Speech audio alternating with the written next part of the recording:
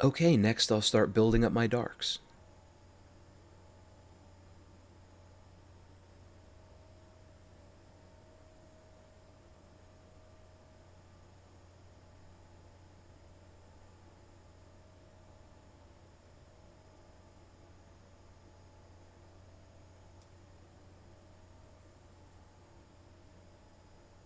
I think this eyebrow goes up a little higher.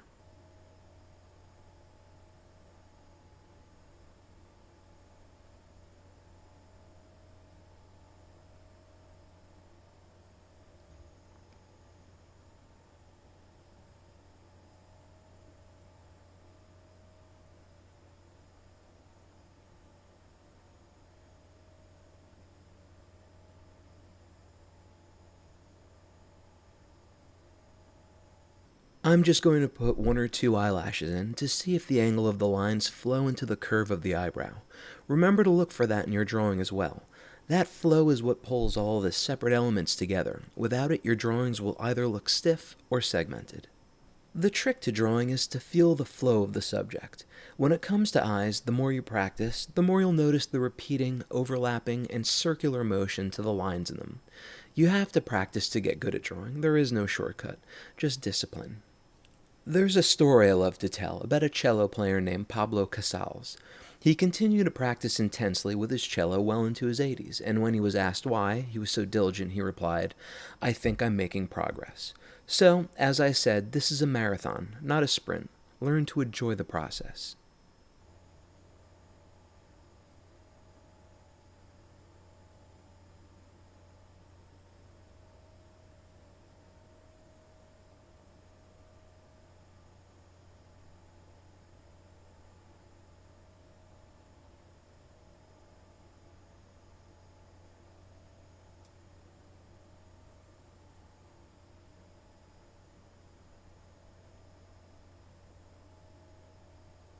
I'm just hatching in the shadow under the eye. It's pretty light. You could be using a B-lead for this.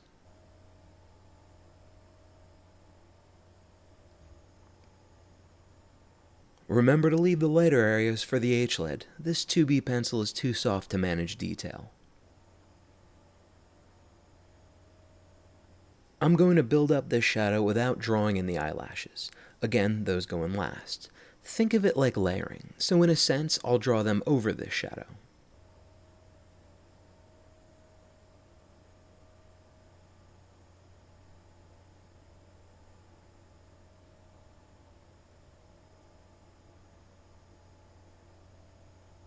I'll move back to the eyebrow next and start building it up with a layer of darker hairs. Just make your line short and go with the grain of the hair.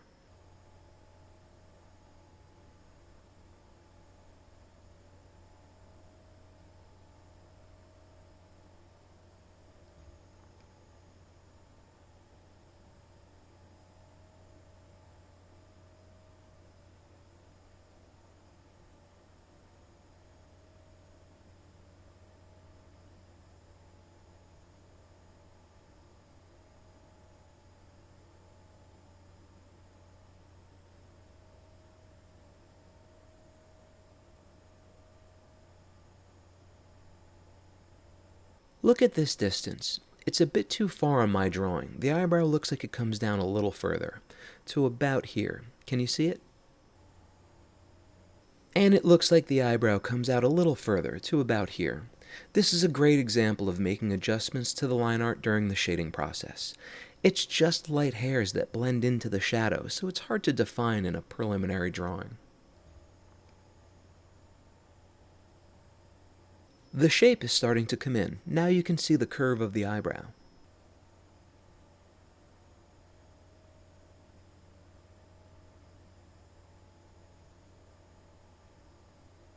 I'm going to switch to an H-lead now and work on the white part of the eye, the iris, and underneath her eye in this area as well.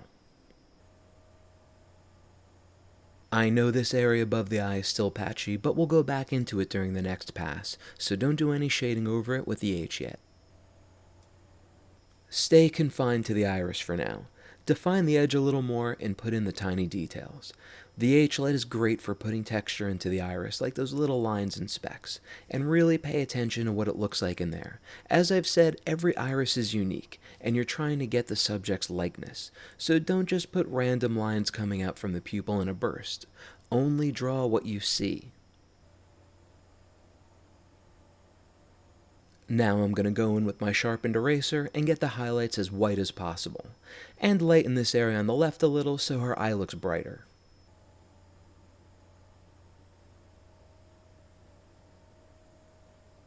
I think I went a little too dark on my shading, so it really needs to be lightened up overall.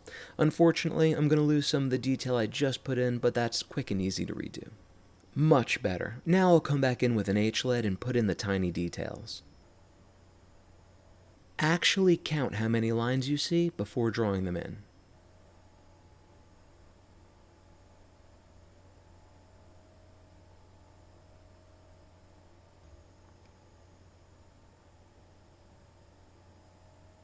Really define the shape of the highlight by giving it a hard outline with the H-LED. The more pronounced it is, the more realistic it'll look. Remember, highlights are what determine the texture of an object. We want the eyeball to look wet, and when something's wet, the highlights have very hard edges. I'm going to start working in the shading on the white of the eye next. It's about third value under the iris, the rest of it appears to be second value.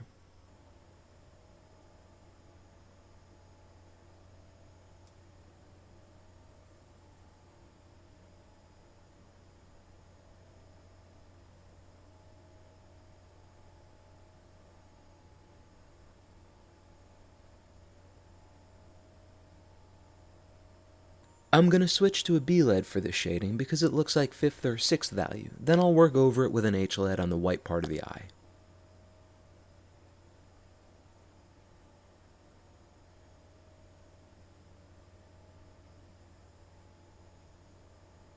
Although there is a lot of fine detail in this spot, the shading in this area falls into the category of midtones, so all of the information in the corner of the eye should be done with the B-LED as well. I know spots like this can seem confusing, so I slowed the video down to normal speed. Just use the shapes of the shadows to break the space up, no matter how small.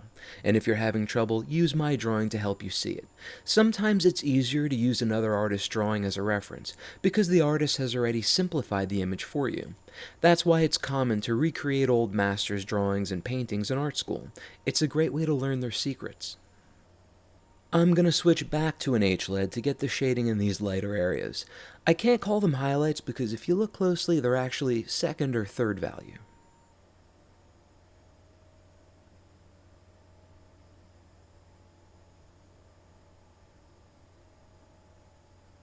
Okay, I'm going to put some light shading in over the white part of the eye. Again, it looks white, but it's actually second value. Here's proof. See this little highlight right here? That's white, so it must be at least one shade darker.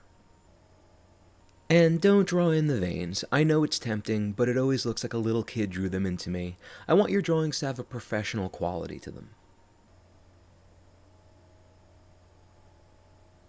It looks good, but I think the whole eye needs more contrast, so I'll switch back to my B-LED and go over the shadows to make them really punch.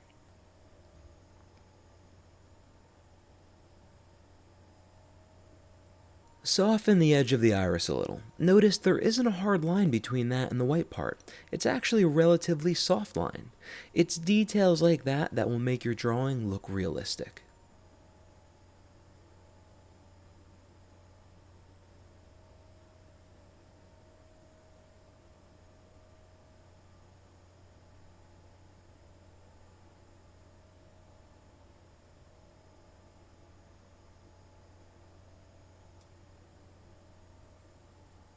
I've moved back up to the shadow above the eye. It's important to keep moving around the drawing to keep building the shading up in unison. If you focus on one area at a time, your values will be inconsistent and your drawing will feel patchy.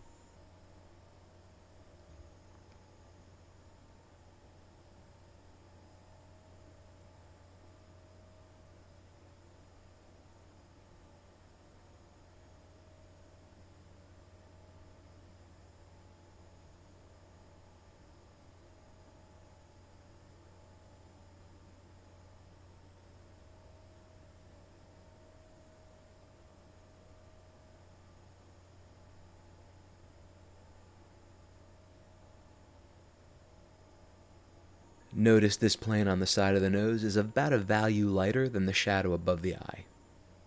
I'm switching to an HLED so I can work on these values under the eye. I see 3 values under here that I have to manage to achieve. This one, I'm guessing, is about 5th value, which we already put in with the B-LED. This is 3rd value, and the lightest area is 2nd value. Start by shading in the plane of the lip of the eyelid. It's also 3rd value. Be sure to shade over the original hatching you did with the B-LED to smooth out the grain and help it transition into the lighter values.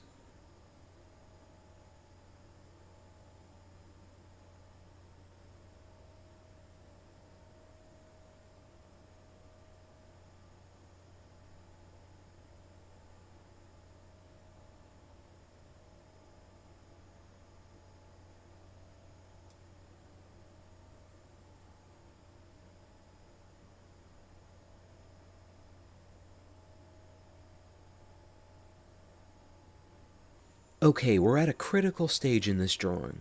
Remember earlier when I explained how the lines in the eyes have to have a circular movement to them? What I need to do here is make sure my shading has that circular flow that the rest of the eye has. If the drawing doesn't have that repeating, overlapping circular motion to the shading as well as the lines, it won't look harmonious. In this case, I have to curve this shadow up slightly to make it feel congruent to the rest of the shapes and shadows in the eye. I know this must sound redundant to those of you who already get it, but please understand that people learn at different paces, and this is an important, often overlooked principle to drawing, so I have to make sure the idea sticks for everyone. So I am going to beat you over the head with it a little. There's a lot of information to retain in this course, and it's all significant, so I want you to hear my directions over and over again until it soaks into every cell in your brain. That's why we're doing sets of hands, sets of eyes, etc. Repetition is important to learning fundamentals. This goes for anything. If you hear it enough times, eventually it'll stick and become a rule to you.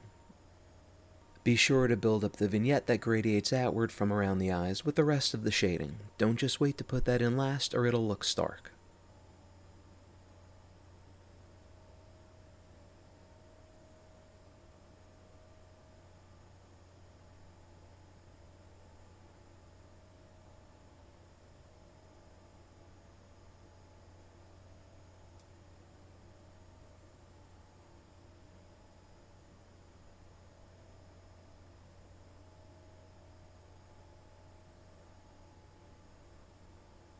Back to my 2B lead to put in more eyebrow hairs. Remember how dark those looked earlier before I put in the rest of the shading? Now look how thin and light those hairs look. All values are relative. That's why we have to keep moving around the drawing, building them up together.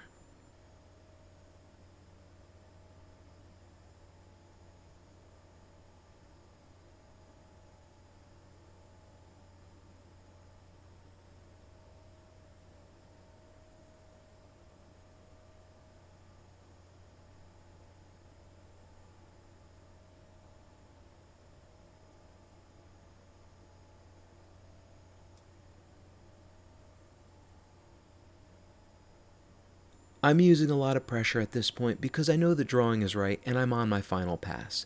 I may still go over some areas with a 3B lead after this, but if so, it won't need much.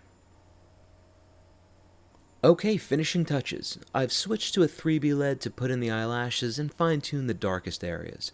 Again, you can be using any lead up to a 6B for this, as long as you don't mind sharpening it every few lines. Start on the bottom and work your way up. They all go the same distance, so once you draw that first one, the rest of them should be the same length. And keep count of the eyelashes, only draw what's there. Remember, they aren't just wild, stray hairs, especially in this case. The mascara has made them clump together to form solid objects. Each one tapers and forms a point.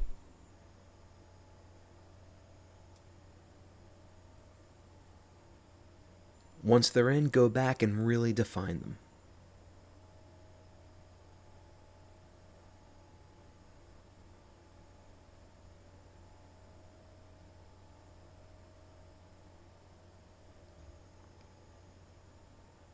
Now I'm going to work on gradiating this shadow out. I didn't do that until now because the missing eyelashes can be deceiving. It makes it hard to judge how much of that dark area is gradient and how much is eyelash. I'm sure everyone's drawing is slightly different, so feel free to go back in over any dark areas in your drawing that need a little help.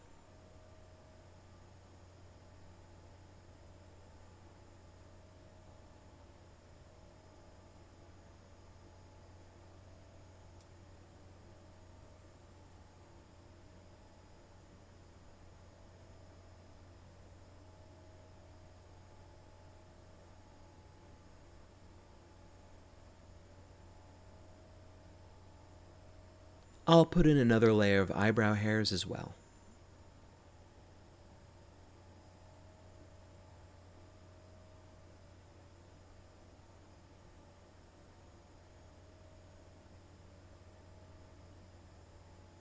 Looks good. I'm going to go back into my shading with an H-LED to smooth it out some more and add details like the tiny eyelashes on the bottom eyelid that the H-LED is so good for.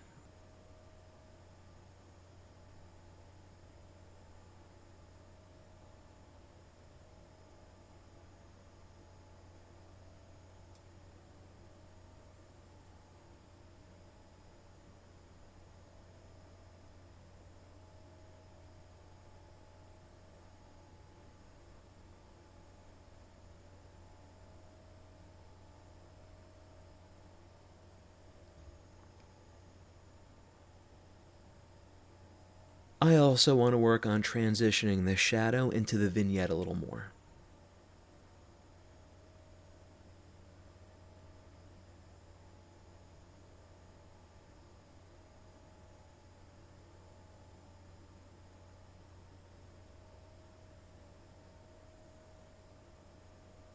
I think the white of the eye needs a bit more value, so I'll lightly hatch that in. I love the texture this pencil makes on the lighter areas. Next, I'll switch to a sharpened eraser to put in this tiny highlight that I pointed out earlier.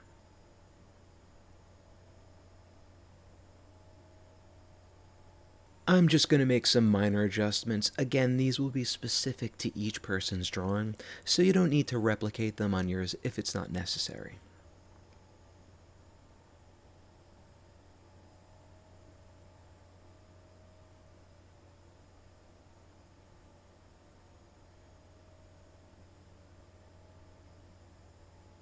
I'm noticing the shadow in the bottom eyelid needs to be more defined.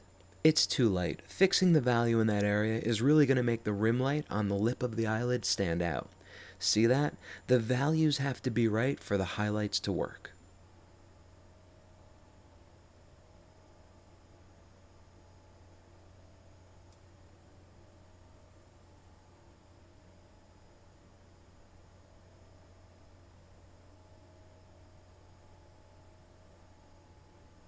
I'll just put in some basic hatching to help transition the gradient out to the nose and brow. It doesn't have to be perfect. In fact, I like to just leave some loose hatching in areas that don't contain important information. It gives the drawing motion and energy. And let's move to the other eye.